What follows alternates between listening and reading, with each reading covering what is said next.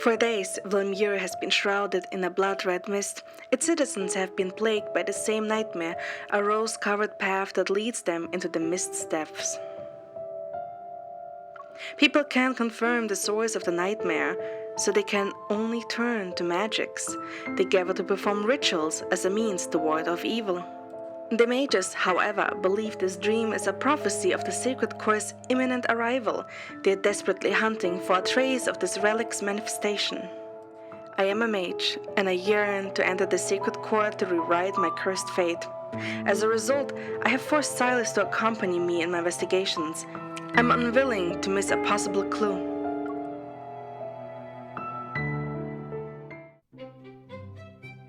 Ladies and gentlemen, pay attention! This is a long-lost prophecy glyph. Sylus and I attend Madame Floretta's party. We are posing as a newlywed noble couple in Vilmur. Guests surround the mage, who was paid generously. Demonstrating his skills, he performs elaborate gestures for quite some time before conjuring a distinct shape from black smoke. It rises into the air. Half a month ago, my glyph prophesied that we would face the Rose Dream Plague. Do humans believe in magic, or do they believe in lies? The black smoke captivates many nobles' gazes. Intimately holding Sylus's arm, I stand to the side. Sometimes the two are hardly any different. Then why did you bring me here to waste my time? Didn't I make myself clear when your obsession with finding the sacred core is involved?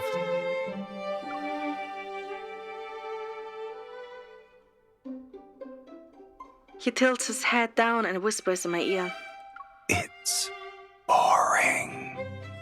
Please bear with it. Many mages are present at this party. Surely there must be clues about the sacred core. Are you referring to that? The mage Sylus is mocking is now making a prediction for a noblewoman. He's telling her that she will experience an instance of good fortune. Soon after, she receives word that a racehorse she purchased has won her a substantial amount of money. It's a fortune glyph that trades her happiness for luck. I suppose she's been in a good mood as of late. Only sudden disasters cause people to panic. Slowly creeping misfortunes merely make people accustomed to them. When he finishes speaking, the charlatan mage approaches us. You're a wonderful couple. Your souls are a perfect match, and I can sense your passion is as deep and rich as blood itself. The prophecy reveals to me that your fates will be intertwined forevermore. Yet I see a danger lurking in the dark. Fiends are looking for you. As he speaks, he produces a magic scroll, pinches his fingertips together, and somehow makes mysterious symbols fall onto me and Sylus. The exorcism is complete. Those cruel, vicious fiends from the underworld won't find you. Huh.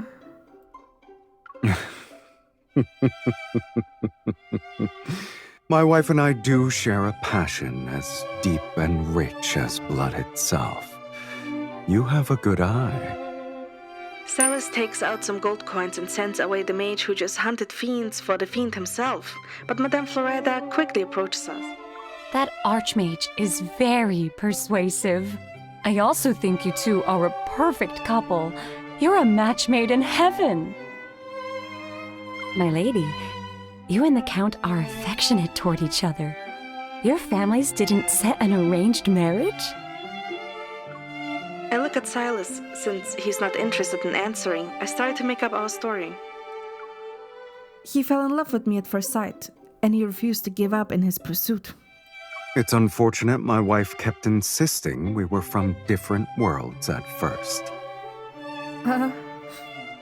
I used our family businesses as a connection to maintain contact with her. So long as it remains unbroken, we'd always find reasons to meet. And then she became my wife. he is speaking to Madame Floretta, his gaze remains on me the entire time. I can see the amusement and challenge in his eyes. Is he talking about our linkage? Madame Floretta keeps exclaiming about how romantic our story is. It isn't until she leaves that I glare at Sylus. You certainly know how to spin a tale. You're a good reference point. I drew inspiration from you. However, it's still our love story.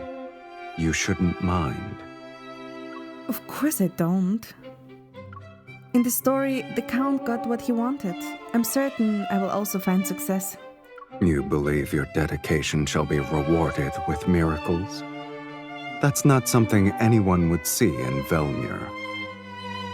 Nearby, the mage pulls out another spellbook. Although the prophecy's glyph is powerful, fate's calamities cannot be predicted by this alone. According to my great-great-great-grandfather, Velmir conceals a magic lantern that can illuminate the fate's path and help people change their destined demise. Many people in the audience stare with excitement. This includes the real mages hidden among them. I take back what I said earlier. It seems your sincere dedication is showing results. There are countless magic lanterns in the city. Who knows which one is connected to the Sacred Core? Yet the Countess happens to enjoy a good challenge. Sylus knows what I'm thinking. Even his tone seemingly implies that he understands me. I tighten my grip on his arm. Let's go. When it comes to challenges, I'd rather face them with the Count.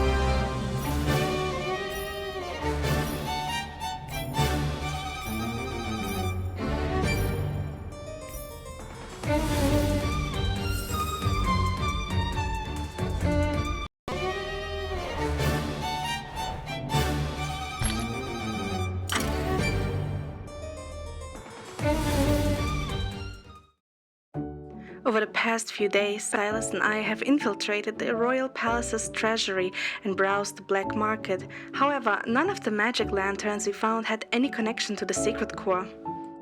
With our search of hidden places proving to be a fruitless endeavor, I decided to visit the central market with its abundant variety of magical artifacts. Come one, come all! We have roses at affordable prices. I assure you they aren't flowers of misfortune. Premium magical creatures! They were just caught! This trade will be a great use of your coin. What a chaotic place. Even if there were any magic lanterns here, their aura would be masked by these gaudy trinkets. We still have to try. At the very least, it won't be scared off by you. I point to a small magical crab with 8 claws. It's at the vendor stall. It crawls out of the bamboo basket, spots Sylus and immediately scurries back inside with surprising agility. It even closes the lid. That's to be expected. You're the one who's outrageously bold. He picks up a hat adorned with magical horns and places it on my head as if to prove his statement. I have no objections to wearing it as I point to the vendor's sign. The stall's rules say that if you try it, you buy it. You picked it up, so you will have to pay for it. You're the head of our noble house, and yet I'm the one who must pay. Despite his words, Sylus takes out a gemstone and places it before the stall owner. Remembering how he similarly bought me a poetry collection before, I can't help but study him more closely.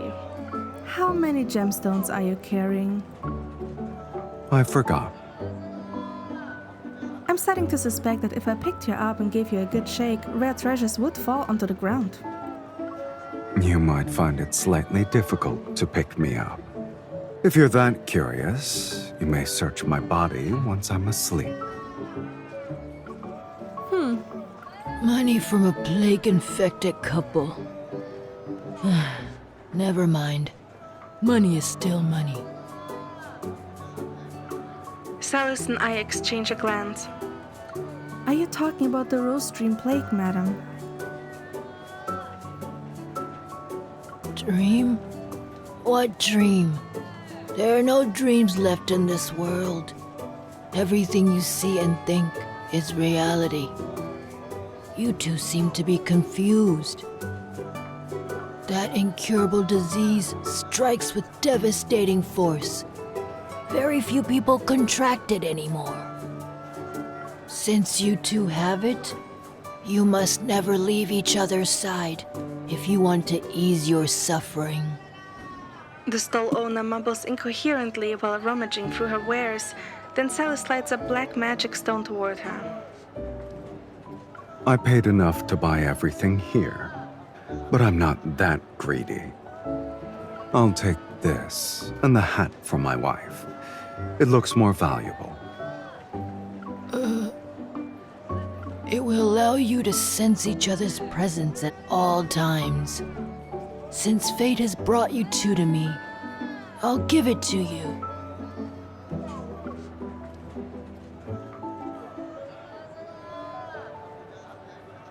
I weight the magic stone in my hand. It's as black as night and silently devouring the surrounding light. Others must think it brings misfortune, which is why they haven't bought it. It's perfect for you. You're the last person here who'd be afraid of unfortunate circumstances. I'm not scared of fiends, yet fiends and misfortune are different. After all, you're supposed to help me enter the secret core. How touching. I suppose your Rose Dream Plague might be cured. This magic stone seems to be useful. You actually believe that story? Why shouldn't I? Sylus studies me thoughtfully, his gaze tracing the outlines of my features. Overwhelming once it appears. Incurable, impossible to separate. That old stall owner was correct. I make a soft sound and take his hand. Our linkage radiates light. It's a shame that's your fate, Sylus. I only recruit the most powerful fiends to help me. Letting the capable do more work isn't how one survives in the underworld. As he says this, he contradicts himself by swiping my stone and tossing it. Several obscure blood-like lines spread out from the stone. They extend out in all directions. This is a guidance stone. Impressive. No wonder you've lived for so many years. I read about it in a tome discussing magics. It's an artifact from the underworld. To be exact, it's a magical device that points toward an object that the user seeks. I don't know how it ended up here, but it'll be perfect for finding a magic lantern. You recognized it from the start. That's why you stopped at the stall. Recognizing a stone on my doorstep isn't an outstanding feat. Sylus wraps his arm around my waist. A howling wind rushes past my ears as the people around us blur into after-images that rapidly recede. Yet to everyone else, it's me and Sylus who are the gust which sweeps through the world. The voices of passerby quickly fade. Amidst the blurred images, only Sylus remains clear. It's fate. Nothing more and nothing less. Let's make this quick.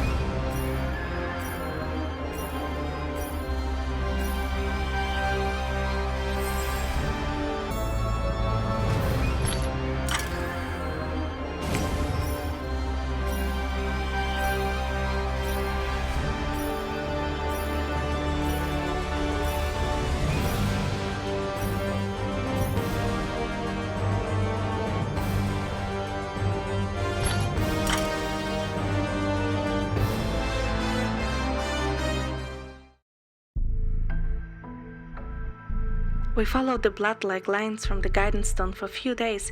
Sylus and I successfully light one magic lantern after another. They're scattered throughout the city. The final line leads us to the desolated cemetery. Will the magic lantern here illuminate the path to the sacred core?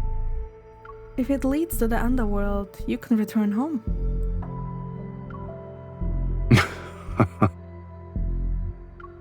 I close my eyes and sense the air around me. The aura belonging to a magic lantern is in front of that tombstone. I open my eyes to discover that Sylus is already standing there. He picks up a seemingly ordinary lantern, waves his hand, and summons a wind that blows away the dust on its surface as a crimson glow materializes. A path appears before me and stretches endlessly into the distance. A voice that's seemingly engraved into my soul emanates from somewhere. Soft as a whisper, it irresistibly draws me forward. She likes flowers. From her, I learned a melody. Who are you? Sylus. I subconsciously ask a question, but I only receive two muffled noises in response. They're incomprehensive. It doesn't matter if you can't remember anything.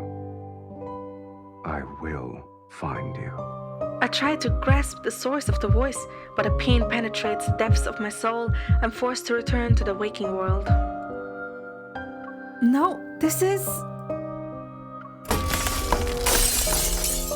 When I shatter the illusion, it's torn apart by another force. It transforms into countless rose petals that scatter.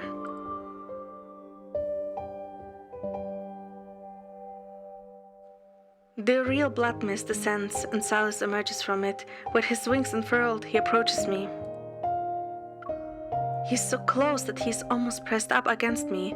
His warm breath gently falls onto the corner of my lips.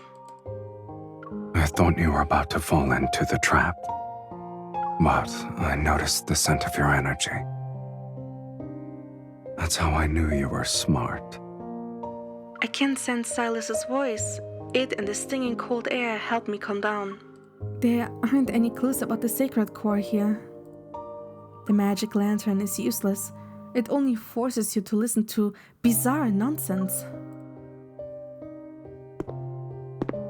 Hiding the faint disappointment in my heart, I head back the way we came. Leisurely footfalls follow me. It's not nonsense. It's the voice of the soul. A soul can have a voice. Yes. They're indistinct, but captivating nonetheless. Perhaps, noticing my skepticism, Sylus shrugs. I've heard it before. I couldn't make out what it was saying, so I ignored it. I look at the magic lantern I'm holding. It's shattered and no longer usable. What's the matter? Did that voice bewitch you? No, let's go. Compared to a mysterious voice, I'm more interested in finding the sacred core. Sylus and I leave the cemetery as distant light begins to flicker throughout Velmure. Night's darkness separates us from the city as we exist in two different worlds. Sylus's wings wrap themselves around me, and the warmth of his body makes me lean in. Sylus, have you forgotten something before? I can't hold myself back any longer. Noticing Sylus lower his gaze, I continue to speak. I think I've forgotten a name. That's it? Huh? His tone is nonchalant. I'm about to retort when he speaks again. When you live for too long, you forget many people and things. You don't seem to care, though. Sylus gently plucks a rose petal from my hair and lets it float away with the wind. Memories are only temporarily forgotten. They're never truly gone. The important ones will return to you someday. On the silent night, Sylus's words bring me a sense of peace. I exhale and wrap my arms around his neck. We should fly back now. We need to search for information about the sacred core in another location tomorrow.